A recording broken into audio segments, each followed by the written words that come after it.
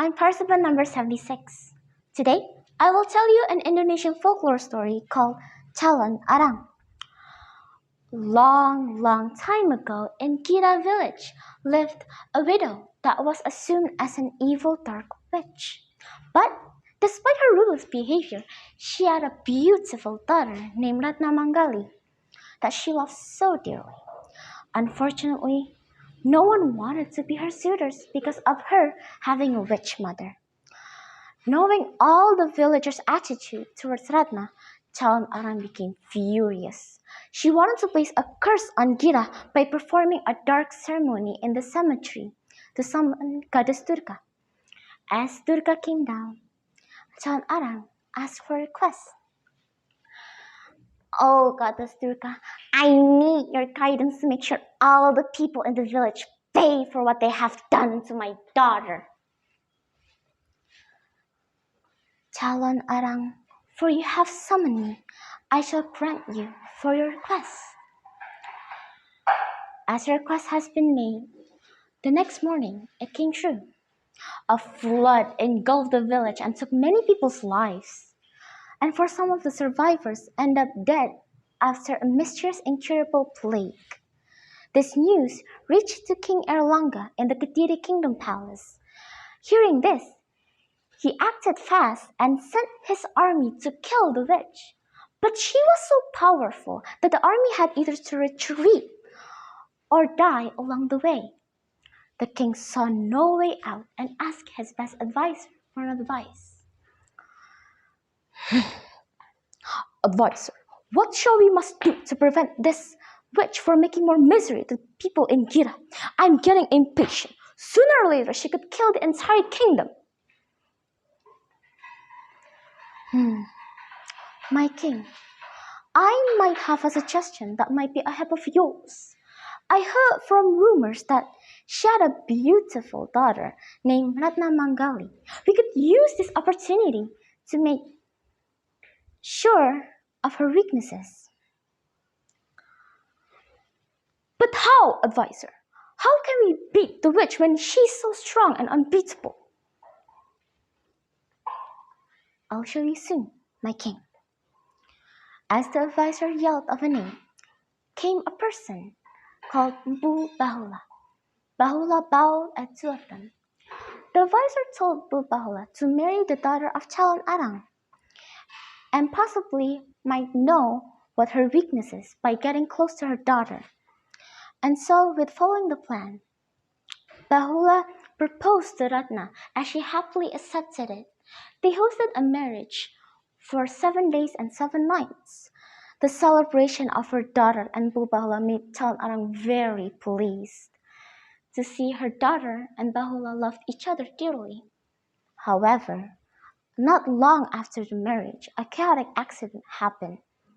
Ratna told Bahula a secret about her mother. Darling, do you want to know something? I heard that you want to get to know my family more. Yes, that is true, my dear. But what is it? You see, she had this magic scroll that she kept in her bedroom. I always see her carrying it whenever she performs a ceremony at night. That night, Bahula went to Calon Arang live to know possibly that her weakness might be. He felt a bit guilty for tricking his wife, but he thought it might be the best decision as he is just doing his job and saving many people's lives.